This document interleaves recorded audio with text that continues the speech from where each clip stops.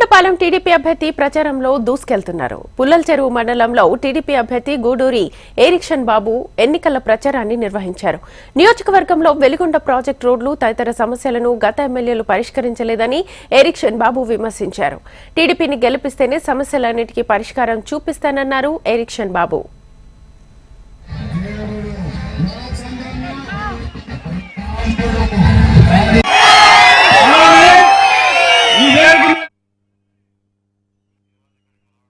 ఇంటింటికి మీ అందరికి దండం పెట్టినా లేదా?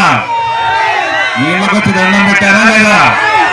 ప్రతి ఇంటికి వచ్చి దండం పెట్టి ఓటడిగా మీరు ఒక్కసారి ఆలోచన చేయండి. 3 సార్లు 2009లో ఇది ఎస్సీ రిజర్వ్డ్ నియోజకమైంది. 2009లో మనం ఓడిపోయాం, కాంగ్రెస్ గెలిచింది.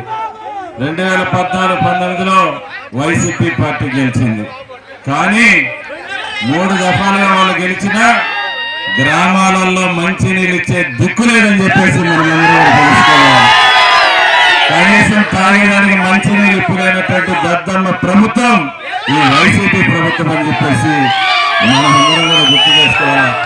అందుకనే ఏ ఊరు పోయినా రైతులంతా వస్తా ఉన్నారు. జగన్మోహన్ రెడ్డి వెలిగొండ ప్రాజెక్ట్ ఇస్తారని చెప్పి మోసం చేసినారని మా దగ్గరకు వచ్చి మాట్లాడుతూ ఉన్నారు. ఉద్యోగస్తులు వస్తా ఉన్నారు, చంద్రబాబు నాయుడు కంటే ఎక్కువ జీతాలు పెంచుతానని మమ్మల్ని కూడా మోసం చేస్తున్నారని చెప్తా ఉన్నారు.